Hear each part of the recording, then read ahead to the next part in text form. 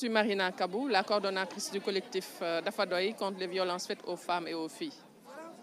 Effectivement, donc ce sit-in a été organisé par des organisations féministes et féminines du Sénégal, dont le collectif Dafadoy.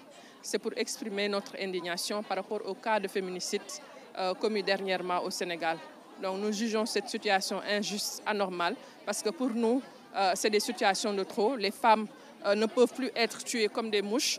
Donc il faudrait que l'État, en tout cas, puisse développer des stratégies pour essayer de mettre en place, en tout cas, des stratégies sécurisées et sécurisantes pour les femmes et les filles. Parce que c'est trop de cas, trop de féminicides.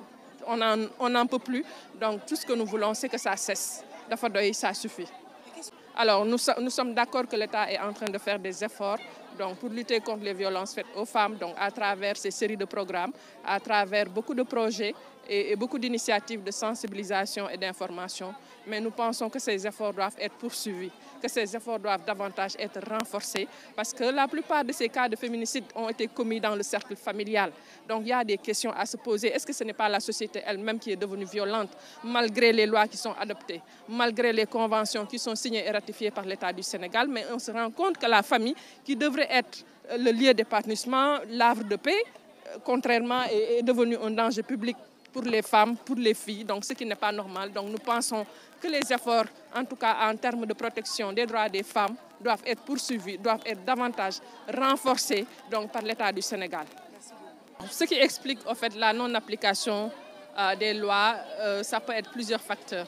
Déjà la non-dénonciation. On a remarqué que dans certaines situations, les familles ne dénoncent pas, elles préfèrent régler certaines situation à l'amiable plutôt que d'intenter une quelconque action judiciaire. Alors, il est d'accord que le linge sale se lave en famille, mais pour des cas comme le viol et l'inceste, il faut forcément l'intervention de la justice. Donc, il faut que les communautés dénoncent les violences sexuelles. Si les violences ne sont pas dénoncées, la loi criminalisant le viol ne peut pas être appliquée.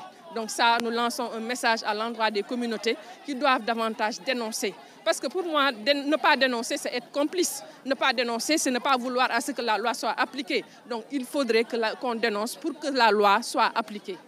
Voilà.